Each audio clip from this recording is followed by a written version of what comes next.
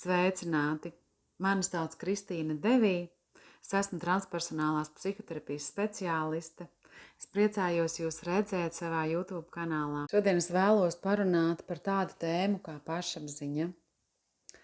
Šajā vārdā jau ir ieslēgta atbilde pašapziņa. Tad pašapziņa ir saistīta ar to, kā mēs uztveram sevi paši. Pašu apziņa, tad kā es sevi apzinos. Un šī pašapziņa ir tāds mūsu iekšējās sajūtas atspulgs. Un ne visi cilvēki ir pašapzinīgi ar adekvātu pašapziņu, ar veselīgu pašapziņu, ar autentisku pašapziņu. Bieži vien tomēr cilvēki jūt šo tādu zemo pašapziņu, vai viņi šo zemo pašapziņu ir kompensējuši ar tādiem ārējiem atribūtiem. Un šī zemā pašapziņa ir šī mūsu tāda sajūta par sevi, domas par sevi. Es neko nevaru, es neesmu gana labs vai gana laba, es neesmu mīlestības vērts, es to nevarēšu izdarīt, vai man nav tik daudz spēka, vai es nāku no kaut kādas vides, un līdz ar to es identificējos ar šo vidi, un tāpēc man šķiet, ka es esmu nevērtīgs un tā tālāk. Tāpēc šī ir katra cilvēka iekšējā sajūta, tās ir domas par sevi, tās ir pārliecības par sevi, un tā ir uzvedība, kuru mēs izpaužam ārējā pasaulē. Cilvēks ar šādu zemu pašapziņu bieži vien arī uzvedās kā kāds, kurš ir varbūt tāds nevērtīgs. Ja? Šim cilvēkam ir bailes izpaust sevi, bailes par sevi iestāties, bailes nospraust robežas, bailes pateikt nē, bailes atteikt, bailes draudzēties, jo viņam šķiet, ka viņš nav nekā vērts, viņš nav draudzības vērts. Tātad šī zemā pašapziņa cilvēkiem var ļoti pasliktināt dzīves kvalitāti. Cilvēks ar zemu pašapziņu izdara arī izvēles attiecībā uz saviem partneriem, izējot no tā, kāda viņam ir šī pašapziņa. Vēl cilvēki ar zemu pašapziņu bieži vien mēdz kompensēt šo savu zemo pašapziņu ar dažādiem sasniegumiem. Šie cilvēki iekšā jūtās slikti, bet viņi kompensē šo savu sajūtu ar ārējiem sasniegumiem, ar karjeru, ar nevainīgu izskatu, ar dārgu mašīnu, māju, ģimeni. Taču iekšēji šie cilvēki bieži vien jūtās slikti, jo šī ārējā kompensācija nespēja mainīt to, kā cilvēks jūtās iekšpusītē. Tātad šī iekšējā tukšuma sajūta, bezvērtības sajūta un šis iekšējais tāds mīlestības trūkums. Un kur tad rodās šī pašapziņa un kad viņa mums tāda izveidojās? Mūsu tāda es sajūta sāk veidoties jau ļoti agri bērnībā, kad mūsu vecāki vai šīs aprūpes personas, ar kurām mēs augām, tie varēja būt vecāki vai vecvecāki vai varbūt kādi citi cilvēki.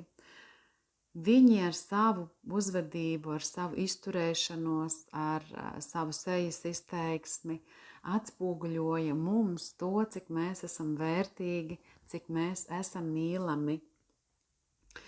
Un ja cilvēks auga ģimenē, kurā bija emocionāla vai fiziska vardarbība, viņš pieņēma, ka viņš nav mīlestības vērts, ka viņš ir nekā nevērts, ja pret viņu šādi izturās. Vai cilvēks aug ģimenē, kur viņš tika ignorēts vai kritizēts, ja, kur viņš nekad nebija pietiekami labs, kur viņš tika vērtēts tikai pēc sasniegumiem, nevis pēc tā, kas viņš patiesībā ir. Tāpēc šādi cilvēki dzīvē cenšas sasniegt kaut kādus karjeras sasniegumus, tāpēc, ka viņiem šie sasniegumi asociējās ar šo savu vērtības izjūtu. Un tikai tad viņiem šķiet, ka viņi ir kaut kā vērti, kad viņi kaut ko sasniedz savā dzīvē. Tie bija bērni, kuriem bija jāiederās tajā vidē arī ar tiem vecākiem, ar kuriem viņi dzīvoja. Tādā veidā viņi atdalījās no šīs tādas autentiskās sajūtas, kas viņi patiesībā bija, un mācījās iederēties, mācījās izdabāt, izpatikt, lai saņemtu kaut kādu mīlestību no saviem vecākiem. Un šī viņu pašapziņa arī bāzējās uz to, kā šo viņu vērtību atspoguļoja vecāki. Vēlāk jau tie bija skolotāji vai draugi, kuri atspoguļoja šo cilvēka, šo paša apziņu.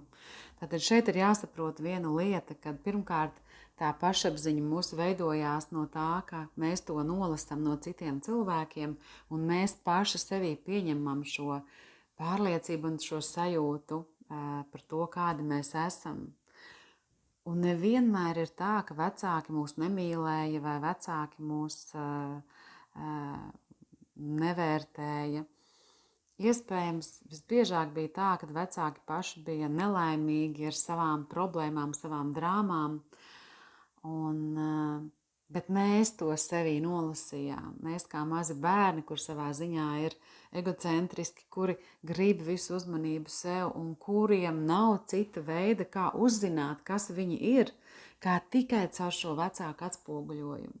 Tāpēc izveidojās šis tāds paštēls par to, vai es esmu pietiekami labs vai laba, vai es esmu mīlestības vērts. Un tā cilvēks turpina dzīvot savu dzīvi no šī paštēla, kurš viņam izveidojās ļoti agri bērnībā. Un cilvēks šādi var nodzīvot visu dzīvi ar šo zemo pašapziņu, mēģinot kompensēt kaut ko ārējā pasaulē. Tikai bieži vien šie cilvēki piedzīvo krīzi tajos brīžos, kad viņi zaudē šos ārējos atribūtus, kad viņi izšķirās vai viņi zaudē darbu vai šīs materiālās lietas. Viņi atkal sastopās ar šo iekšējo tukšumu, šo bezvērtības sajūtu, ar visu to, ko viņi mēģināja, no kā viņi mēģināja aizbēgt, kompensējot šo savu pašapziņu. Vēl cilvēki mēģina šo zemo pašapziņu uzturēt ar ārējām uzslavām, izdarot labu kaut kādu darbu, saņemot uzslavas, saņemot komplimentus, klausoties afirmācijas, mācoties no galvas, sakot sev kaut kādus vārdus, taču arī šie vārdi ir ļoti nestabili un bieži vien pie mazākās kritikas cilvēks atkal paliek ar to, kas viņš ir. Tāpēc vienīgais veids, kā mēs varam audzēt veselīgu pašapziņu, jo veselīgi ir sākt iedziļināties sevī un audzēt šo pašapziņu no sevis. Jo ļoti svarīgi saprast, kas ir zema pašapziņa vai tāda pašapziņa, kura ir kompensēta. Tās abas nav stabilas, viņas nav autentiskas. Un vienīgā pašapziņa, kur ir autentiska, kur ir stabila, ir šī mūsu iekšējā sajūta par sevi, kuru mēs audzējam sevī.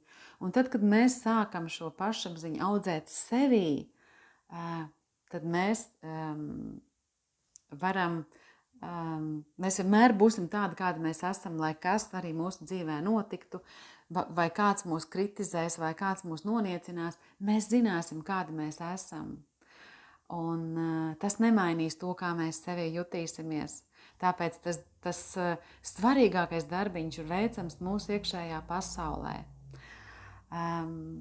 Tāpēc es aicinu liepainieces, sievietes uz grupu terapiju Liepājā klātienē. Mēs tiksimies 12 nedēļas reizi nedēļā, ceturtdienās, lai strādātu ar savu iekšējo pasauli, lai audzētu šo savu iekšējo pašapziņu. Tā būs droša vieta, kopā ar citām sievietēm, kurā audzēt no pašiem asniņiem šo savu iekšējo sajūtu. Un kāpēc tā ir grupu terapija?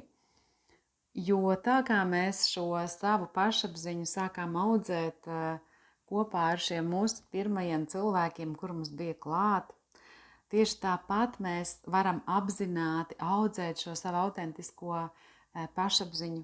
Tieši tāpat kopā ar citiem cilvēkiem, apzināti ar cilvēkiem, kuri ir klātesoši un kur mēs varam atspoguļot šo savu autentisko būtību, kas mēs esam. Tāpēc tas darbiņš, kas mums jādara, mums ir jāiet sevī iekšā un jāstrādā ar savu iekšējo pasauli. Jāaudzē šī autentiskā pašapziņa, tas, kā mēs sevī jūtamies, kādas ir šīs mūsu stiprās puses, kādi ir mūsu šie vājie punkti, lai šī pašapziņa ir autentiska, lai viņa ir balstīta uz to, kas mēs patiesībā esam. Bet, lai mēs zinātu, kas mēs patiesībā esam, mums ar sevi ir jāsastopās. Mums ar sevi ir jāsastopās sevī savos dziļumos. Tāpēc priecāšos par jūsu pieteikumiem. Mēs sāksim mūsu darbiņu 9. janvārī. Piesakieties zem šī video, lejā es ielikšu pieteikšanās linku. Piesakieties un uz tikšanos. Priecāšos par jūsu laikiem, par to, ka jūs padalīsieties ar šo video ar citām sievietēm, iespējams tām, kurām šis šobrīd ir vajadzīgs, kurām ir vajadzīga šī autentiskas pašapziņas izaudzēšana, lai dzīvotu laimīgu un harmonisku dzīvi.